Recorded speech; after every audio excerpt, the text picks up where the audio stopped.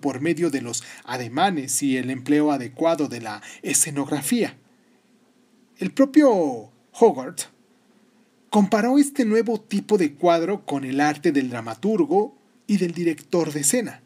Hizo todo lo posible para destacar lo que llamaba el carácter de cada personaje, no solo por su rostro, sino también por sus vestidos y conducta.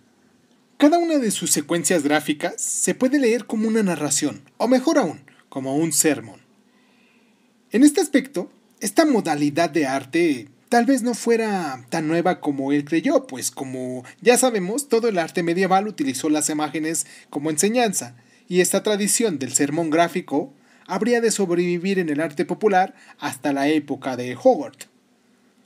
Toscos grabados en madera se vendían en las ferias mostrando el destino del bebedor y los riesgos del juego, y los copleros vendían pliegos de cordel con relatos de la misma índole. Hogarth no fue, sin embargo, un artista popular en este sentido. Estudió a los maestros del pasado y sus procedimientos para conseguir efectos pictóricos.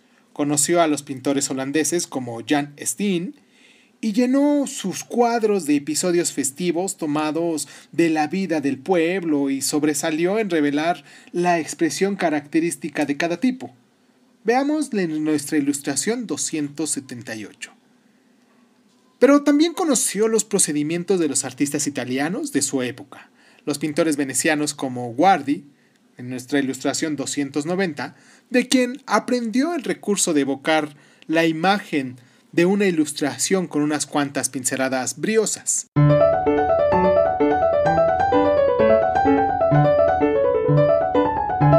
La ilustración 303 nos muestra un episodio de la carrera del libertino, en el que el pobre desgraciado se ha vuelto loco furioso y ha sido encerrado en un manicomio.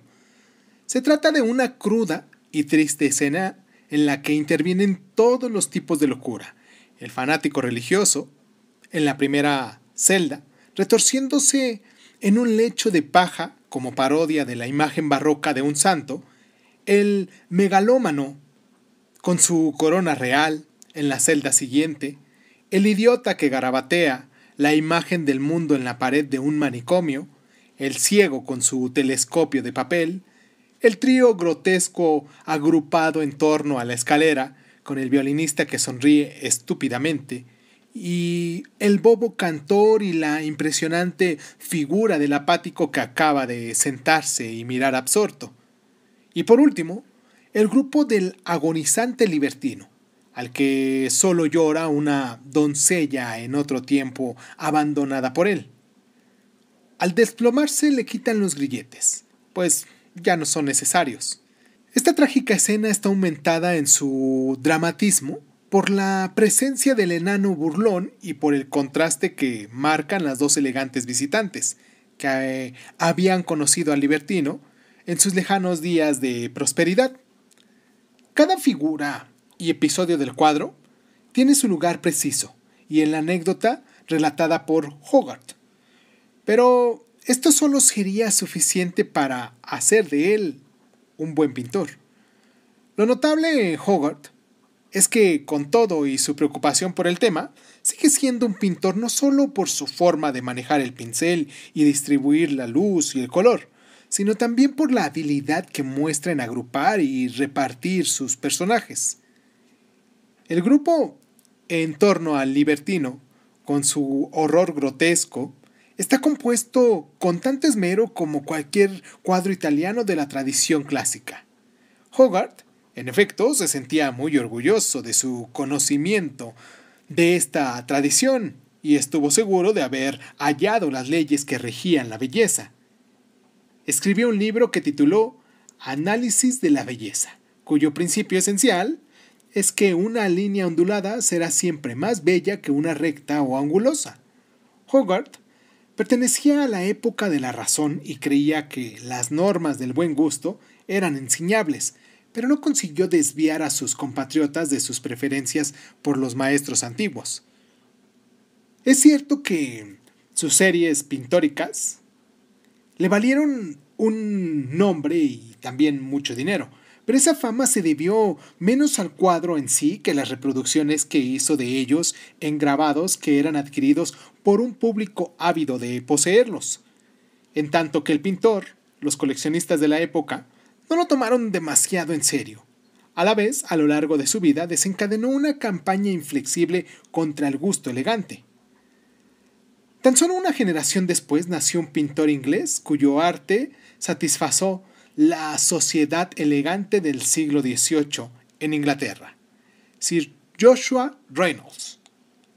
A diferencia de Howard, Reynolds estuvo en Italia y coincidió con los expertos de su tiempo en los que los grandes maestros del Renacimiento italiano, por ejemplo, Rafael, Miguel Ángel, Correggio y Tiziano, que eran exponentes sin rival del arte verdadero.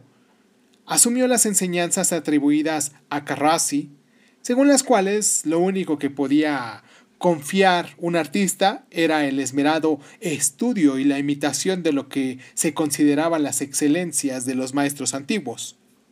El dibujo de Rafael y el colorido de Tiziano, por ejemplo. Después, cuando Reynolds alcanzó su nombre como artista en Inglaterra y se convirtió en el primer presidente de la recién fundada Real Academia del Arte, expuso su doctrina académica en una serie de discursos, cuya lectura sigue siendo, aún hoy, interesante. Revelan que Reynolds, al igual que sus contemporáneos, creían en las normas del buen gusto y en la importancia de la autoridad en el arte.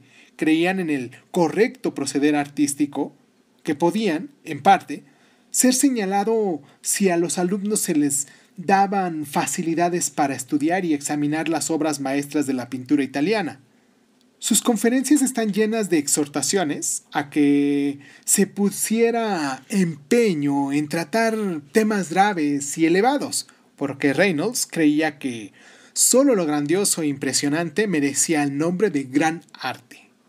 En lugar de inventar, dividir a la gente con la delicadeza minuciosa de sus imitaciones, el auténtico pintor escribió en su tercer discurso: debe esforzarse en mejorarlas mediante la grandeza de sus ideas.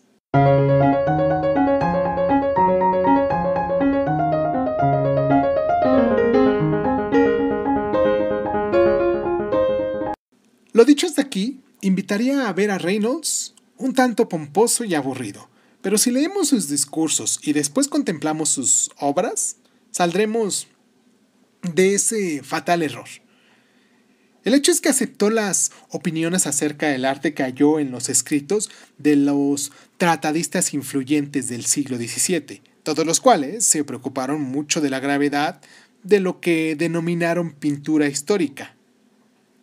Ya hemos visto cuánto tuvieron que luchar los artistas contra el esnovismo social, que inducía a menospreciar a pintores y escultores porque trabajaban con sus manos. Sabemos cómo tuvieron que insistir en que su verdadera tarea no consistía en el manejo del pincel, sino en la labor de la inteligencia, y en que ellos no eran menos adecuados que los poetas o los eruditos para ser recibidos entre las personas de calidad. Estas discusiones llevaron a los artistas a insistir en el papel de la creación poética en el arte y en los temas elevados que les preocupaban. Conformes, decía, en el que pueda haber algo mecánico en la ejecución de un relato o un paisaje del natural, en los que la mano copia simplemente lo que ven los ojos, pero un tema como la Aurora de Guido Reni o el Ed in Arcadia Ego de Pausini no requieren algo más que una mera habilidad en el oficio, no requiere erudición e imaginación pintar. Hoy sabemos que hay un sofisma en este argumento, que no hay nada de indigno en ningún trabajo manual y que, por otra parte, se necesita algo más que una vista excelente y una mano segura para pintar un buen retrato o un buen paisaje.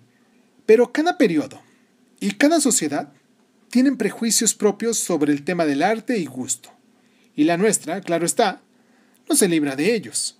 En realidad, lo que hace que sea tan interesante examinar estas ideas que personas inteligentísimas del pasado dieron tan por sentadas, es precisamente que de este modo aprendemos también a observarnos a nosotros mismos.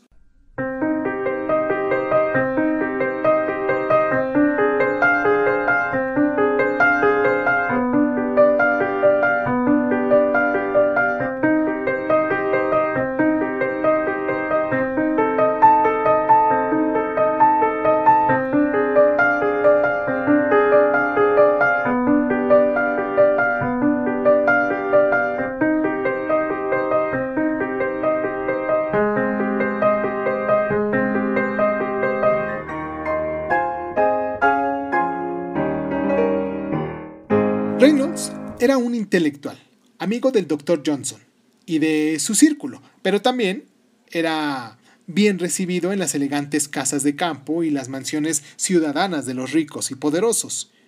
Y aunque creía sinceramente en la superioridad de la pintura histórica y deseaba que se reviviera en Inglaterra, aceptaba el hecho de que el único tipo de arte para el que había demanda en esos círculos era el retrato. Van Dyck había establecido un nivel en los retratos de las personas de la alta sociedad al que todos los pintores elegantes de las generaciones siguientes trataron de llegar. Reynolds sabía ser tan halagüeño y elegante como el mejor, pero le gustaba añadir un interés adicional a sus pinturas de gente para subrayar su carácter o su papel en la sociedad. Así, nuestra ilustración 304 nos presenta a un intelectual del círculo del Dr. Johnson, de nombre de letras italiano llamado Joseph Baretti, que había compilado un diccionario inglés-italiano y que más tarde tradujo los discursos de Reynolds al italiano.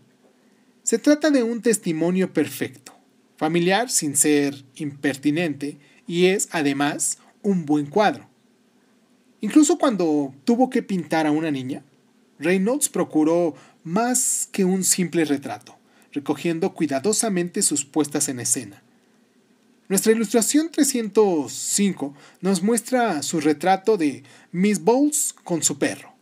Recordemos que también Velázquez pintó un retrato de un niño con su perro. Vayamos a ver nuestra ilustración 267.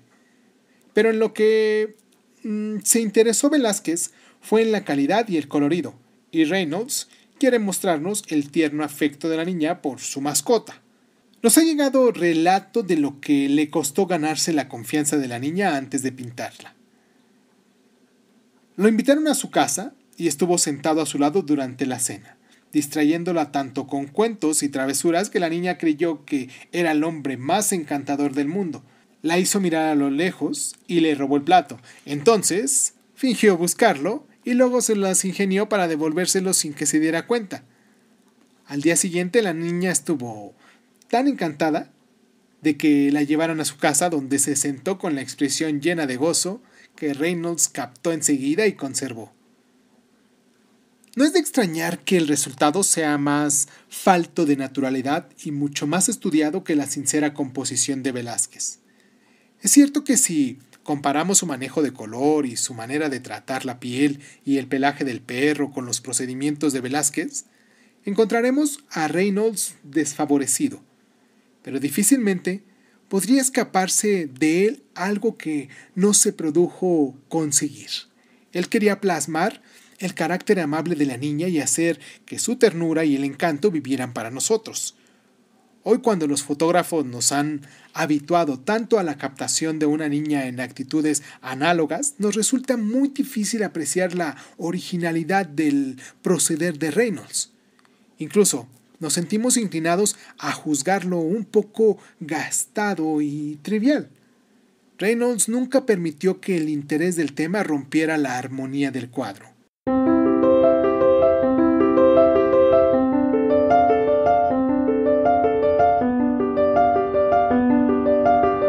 En la colección de Wallace de Londres, donde está el retrato de Mr. Browns con su perro, hay otro de una niña aproximadamente de la misma edad, hecho por su mayor rival, Thomas Gainsborough, solo 4 años más joven que él. Se trata del retrato de Miss Hopperfield. Gainsborough pintó a la pequeña dama anudándose las cintas de la capa. No hay nada especialmente interesante